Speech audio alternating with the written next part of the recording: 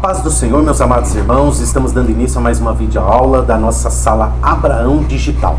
Nós estamos aí chegando na penúltima lição, a lição de número 12. Olha como o tempo já avançou. Nesse trimestre a gente apresentou, discutiu, aprendeu bastante com esse tema Igreja de Cristo, o Império do Mal. Como viver neste mundo dominado pelo espírito da Babilônia. E hoje a lição de número 12, sendo a Igreja do Deus vivo. Eu, você, nós temos que ser a Igreja do Deus vivo.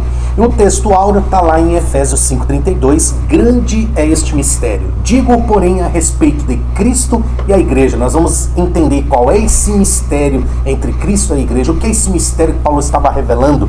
A verdade prática, a noiva de Cristo não pode ser mundana. Jamais. Ela tem que ser diferente do mundo, pois ela é a guardiã da verdade revelada e suas vestes devem se manter limpas, puras, imaculadas para as bodas do Cordeiro. O conteúdo que está programado para essa lição é a natureza da Igreja do Deus vivo. No tópico 2, Cristo e o relacionamento com a Igreja. Cristo tem o seu relacionamento com ela. As armas da Igreja do Deus vivo. A Igreja também tem que estar preparada para viver neste mundo. O objetivo da lição é explicar aos alunos a natureza da Igreja do Deus vivo. Qual é a natureza da sua Igreja? Enfatizar o relacionamento de Cristo com a Igreja por meio da santificação. Palavrinha-chave, santificação. E elencar as armas da Igreja do Deus vivo para sobreviver nessa terra. Vamos lá, palavra-chave não poderia ser outra, é igreja. E eu peguei aqui dois dicionários, o bíblico Wycliffe e também o dicionário bíblico Strong. Ambos trazem uma explicação sobre a palavra igreja. No Novo Testamento, a palavra igreja é uma tradução da palavra grega eclésia. Isso é o dicionário bíblico Wycliffe que diz: a igreja vem do grego, e do grego diz que é eclésia. O que significa? Que nunca se refere a um lugar de adoração. Então essa eclésia não seria o templo, mas tem em vista uma reunião, um ajuntamento de pessoas. Isso indica uma associação local dos crentes. Já o Strong, ele vai dizer que é uma reunião de cidadãos chamados para fora. Então, igreja, chamados para fora deste mundo, e santificação para servir a Deus. Chamados para fora de seus lares, para algum lugar público ou uma assembleia de cristãos reunidos para adorar em um encontro religioso. A totalidade dos cristãos dispersos por todo o mundo. Então tá aí duas definições sobre a palavra igreja, que vem do grego eclésia. São os tirados, chamados para fora. Maravilha. Igreja. Existe a palavra igreja no Antigo Testamento? Não existe. Você pode pesquisar de ponta a ponta. Não existe a palavra igreja no Antigo, apenas no Novo Testamento. Mas a Septuaginta, ela, quando fez a tradução do original hebraico para o grego, ela encontrou, por exemplo, em Deuteronômio capítulo 4, versículo 10, a palavrinha hebraica kahal. E kahal significa uma assembleia ou o povo reunido diante de Deus.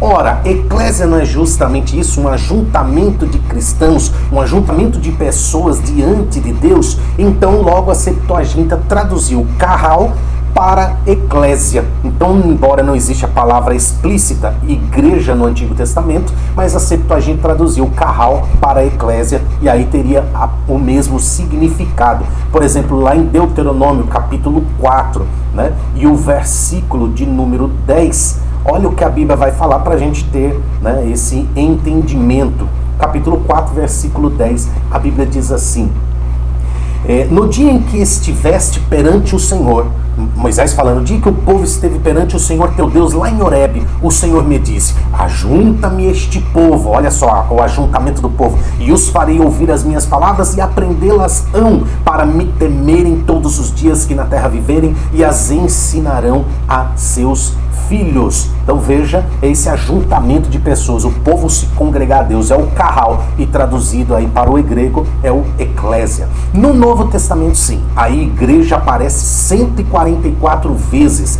Dessas 144 vezes, 62 vezes somente nas cartas paulinas. Paulo falou muito da palavra igreja, falou muito da igreja. Maravilha. Igreja, como está lá no nosso texto áureo, nós temos aí um versículo-chave, está em 1 Timóteo capítulo 3, e o versículo 15, que a Bíblia vai falar assim, ó: mas se tardar, para que saibas como convém andar na casa de Deus. Então, Paulo Paulo vai tratar aqui de casa de Deus e ele vai falar que a igreja do Deus vivo é a coluna e firmeza da verdade. Vamos deschavar esse versículo 15 do capítulo 3 de 1 Timóteo. Então Paulo ele vai falar de casa de Deus. Veja que eu coloquei aí Novo Testamento, casa de Deus, casa do Senhor no Antigo Testamento. Sim, quando a gente se refere, quando a Bíblia se refere em templo, templo no sentido de prédio, né? A Bíblia no Antigo Testamento vai chamar de casa do Senhor. Está lá em 1 Reis, capítulo 3 e o versículo 1. Vamos acompanhar? 1 Reis, capítulo 3 e o versículo 1. A Bíblia diz assim, só para a gente entender. E Salomão se aparentou com Faraó, rei do Egito, e tomou a filha de Faraó e a trouxe à cidade de Davi, até que acabasse de edificar a sua casa e também a casa do Senhor. Então veja, no Antigo Testamento, templo era chamado, uma das formas, né, era chamado de casa do Senhor. Já, né, no Novo Testamento, Paulo vai tratar desse mesmo templo como casa de Deus. E olha que interessante, Paulo ele aprofunda no assunto, ele não fica somente nisso em casa de Deus, ele vai falar que a casa de Deus nada mais é que a igreja do Deus vivo. Esse templo, casa de Deus, é a igreja do Deus vivo. Mas quando ele fala a igreja do Deus vivo, aí ele já está se referindo às pessoas. Então, templo, prédio, casa de Deus. Mas quando ele fala a casa de Deus, que é a igreja do Deus vivo, a igreja do Deus vivo sou eu, é você, somos nós, aquele que aceitou a Jesus um dia e o serve em temor. A igreja do Deus vivo, então, são as pessoas. Existem algumas terminologias para a igreja. Quando você lê lá em Gálatas 6:10, os domésticos da fé, está se referindo à igreja. Efésios 2:19 fala da família de Deus, nada mais é que a igreja. 1 Coríntios 12:27 vai falar que a igreja é o corpo de Cristo. Então a igreja é igual ao corpo de Cristo. Logo, se um membro do corpo se machuca, machuca todo o corpo, e nós somos o corpo de Cristo. Devemos andar sempre em santidade. E também em 1 Coríntios 3:16 vai falar que nós somos o templo de Deus e o Espírito de Deus, ele habita em nós. Maravilha.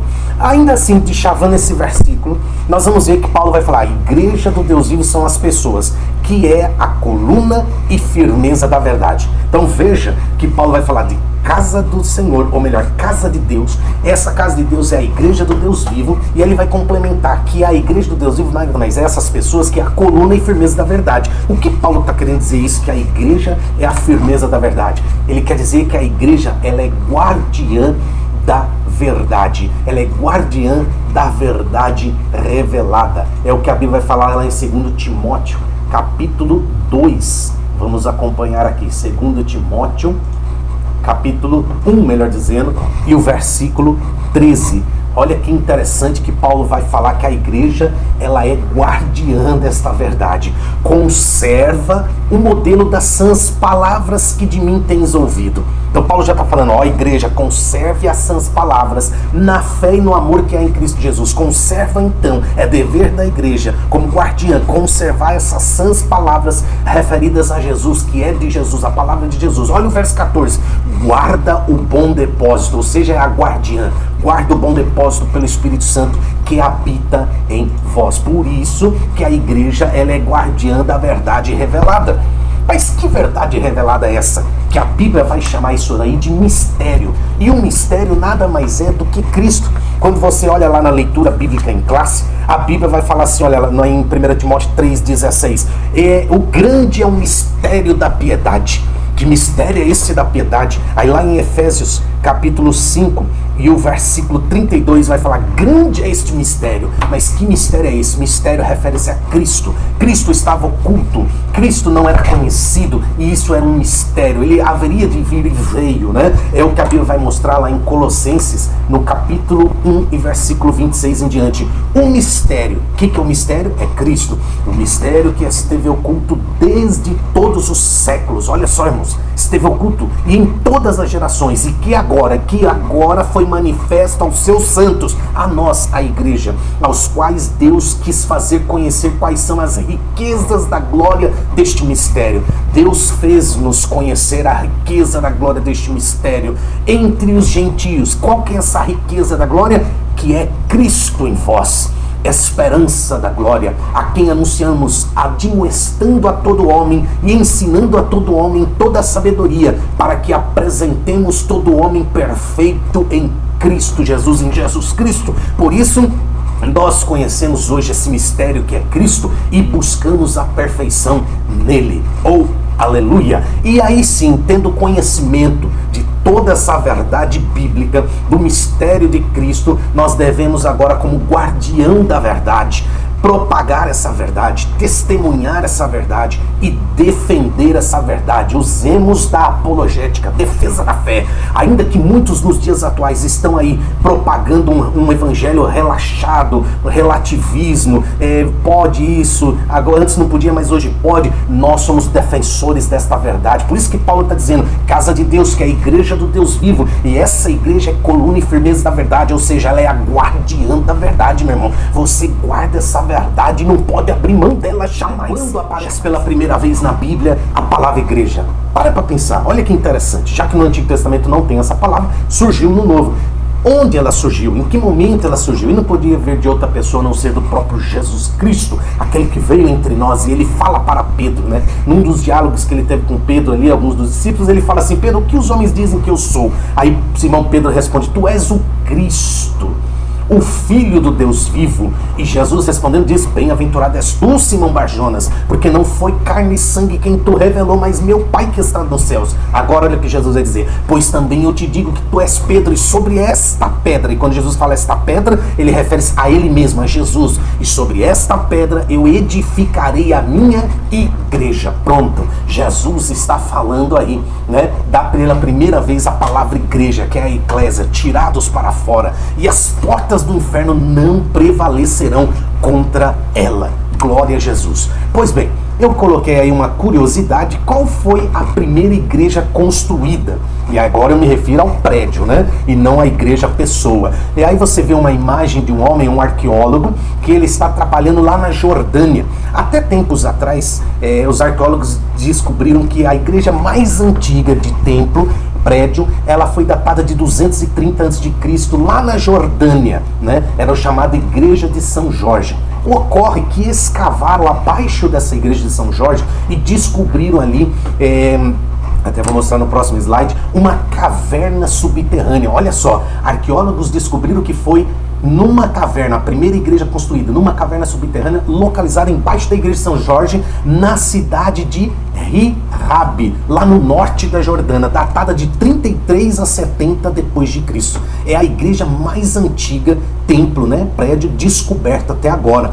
E o diretor, né, do centro aqui, ó, de estudos arqueológicos, por nome Abdul, ele descreveu, né, melhor essa igreja que eles escavaram. A dimensão dela era 12 por 7 metros, 12 metros de comprimento por 7 de largura. O formato dessa igreja, ele era meio que circular, com alguns bancos. Então tinha uns bancos em formato circular, que era onde sentavam os sacerdotes. E havia uma escrita no chão desta igreja: 70 amados por Deus e o divino. Tudo indica que no período da perseguição, alguns refugiados foram para essa caverna, e lá cerca de 70 irmãos fundaram essa primeira igreja para servir ao Senhor. Isso eu extraí do site oglobo.globo.com, que nada mais é que eles extraíram desse aqui, ó, Jornal The Jordan Times. Foi extraído de lá. Esse jornal The Jordan Times fez uma entrevista com o arqueólogo Abdul, e aí esse site trouxe, né, partes dessa entrevista e essa curiosidade que os irmãos estão vendo aí, ó. Imagina, irmão, a primeira igreja datada de 2000 anos atrás foi encontrada com essas pedras onde supostamente, né, possivelmente os servos de Deus, os sacerdotes, assentavam ali. Glória a Deus. Uma curiosidade, né?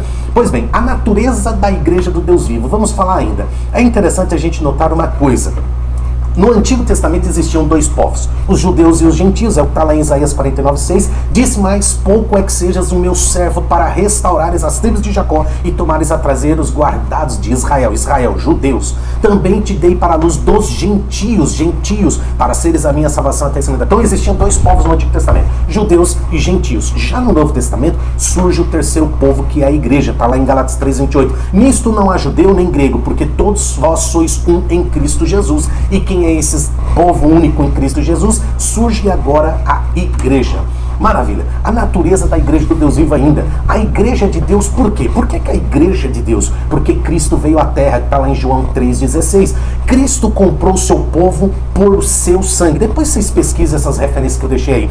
Cristo ressuscitou dentre os mortos, Cristo enviou o Espírito Santo e Cristo breve voltará. Essa imagem que vocês estão vendo aí na tela é do túmulo de Jesus. Ele não está mais aqui porque ele já ressuscitou. É o que está aqui. Ele veio à terra, comprou com seu sangue, ressuscitou dentre os mortos, enviou o seu Espírito Santo e breve voltará.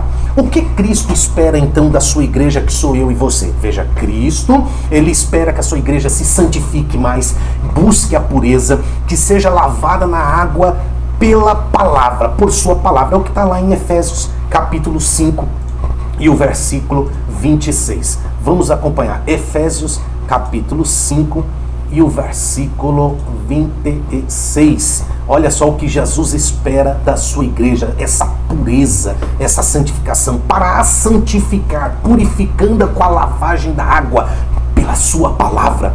E olha que interessante, meus irmãos, porque a Bíblia vai dizer, Cristo está esperando isso do seu povo. E a igreja, tudo isso, a igreja passando por santificação e purificação pela lavagem da palavra, ela vai se apresentar a Cristo, gloriosa, sem mácula, sem ruga, santa e irrepreensível. É o que diz o verso 27, para apresentar-se a si mesmo, igreja gloriosa, sem mácula, nem ruga, nem coisa semelhante, mas santa e irrepreensível. E tudo isso, uma igreja que se santifica, uma igreja que vai se apresentar a Cristo, gloriosa, sem mancha nenhuma. Mas por que nós vamos um dia se apresentar a Cristo? Para as bodas do Cordeiro. Apocalipse capítulo 19. Olha o que a Bíblia vai falar em Apocalipse capítulo 19 e o versículo 7 em diante. Oh glória, regozijemo-nos e alegremo-nos e demo-lhes glória. Glória, mas por quê? Porque vindas são as bodas do Cordeiro e já a sua esposa se aprontou. E foi-lhe dado que se vestisse de linho fino,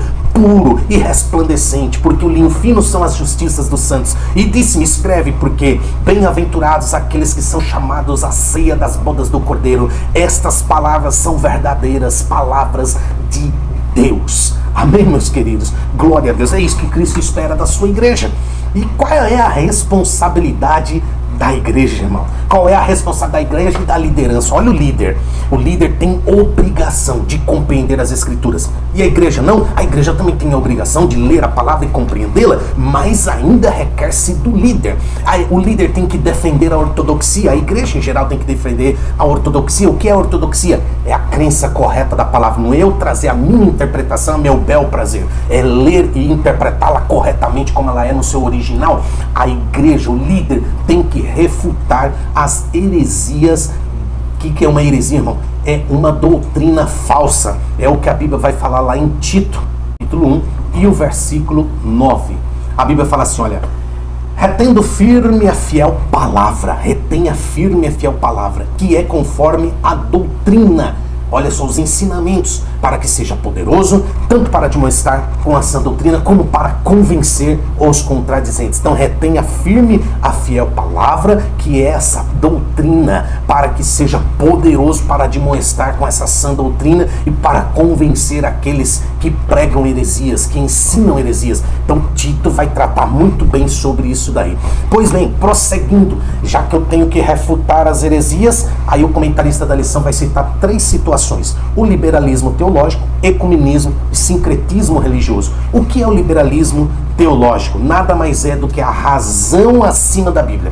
Então a minha razão está superior à Bíblia. Olha só, o meu pensamento humano vale mais do que a Bíblia. A Bíblia é arcaica, tem coisas que nos dias atuais já não dá para ser aplicada. Esse é o pensamento de um liberalismo teológico que nós devemos refutar e contra, porque isso é pura doutrina falsa. E eles questionam as verdades bíblicas a seu bel prazer. O ecumenismo e o sincretismo religioso são parecidos, porque o ecumenismo e o sincretismo nada mais é do que um ajuntamento de várias pessoas de diferentes credos, de diferentes crenças, já junta-se tudo. A diferença é que o sincretismo religioso, além de fazer essa mistura de cultos e doutrinas, ele ainda reinterpreta as regras desta religião. Então, o perigo do sincretismo religioso, que é o que estamos vivendo hoje, é que estão querendo pegar as verdades bíblicas e reinterpretá-las a seu bel prazer e dizer que está acima o seu pensamento da palavra de Deus. É isso que estão querendo fazer. E como igreja do Deus vivo, nós devemos combater essas heresias, essa doutrina falsa. Em 2 Coríntios, capítulo 2, para finalizar, e no versículo 17, olha o que a Bíblia vai nos orientar. Capítulo 2 e o versículo 17 diz 2 Coríntios: porque nós não somos como muitos falsificadores da palavra de Deus, antes falamos de Cristo com sinceridade, como de Deus na presença de Deus. Irmão, sabe o que é isso? É você falar de Cristo com o coração puro, sincero, e é falar como de Deus na presença de Deus. É você falar de Deus na presença dele, irmão. Não tem como você ser manchado, não tem como você ter uma vida torta, falar heresia, irmão, diante de Deus. É falar de Deus diante dele, na presença dele, sem ter medo algum. Ou seja, basta lermos e aprofundarmos na palavra do Senhor que a gente vai ter um conhecimento aprofundado da Bíblia e não vai ficar pregando heresias ou ouvindo heresias e dando ouvidos a essas palavras que acaba atrapalhando o crescimento de muitos cristãos. Lá em 2 Timóteo, capítulo 3 e versículo 4, para finalizar, a Bíblia vai falar: traidores, obstinados, orgulhosos. Vou ler o texto anterior, olha só. Sabe, porém, isto, que nos últimos dias sobrevirão tempos trabalhosos, porque haverá homens amantes de si mesmos, avarentos, presunçosos, soberbos, blasfemos, desobedientes a pais e mães, ingratos, profanos, sem afeto natural, irreconciliáveis, caluniadores. Nesses últimos dias, incontinentes, cruéis, sem amor para com os bons, traidores, obstinados, orgulhosos, mais amigos dos deleites, dos prazeres desta vida, do que amigos de Deus. Meu amado, seja verdadeira igreja do Deus vivo. Sejamos irrepreensíveis, sejamos purificados, santificados. Busquemos, meu irmão, busquemos essa comunhão com o Espírito Santo, a leitura da palavra do Senhor, e defendamos a palavra. Sejamos realmente uns defensores com unhas e dentes das verdades bíblicas. Combata o pecado, pregue contra o pecado. Adultério continua sendo adultério, fornicação também continua sendo fornicação, mentira continua sendo mentira, tudo é pecado. Portanto, pregue, não tenha medo de falar a verdade. Que Deus te abençoe e te guarde, em nome de Jesus.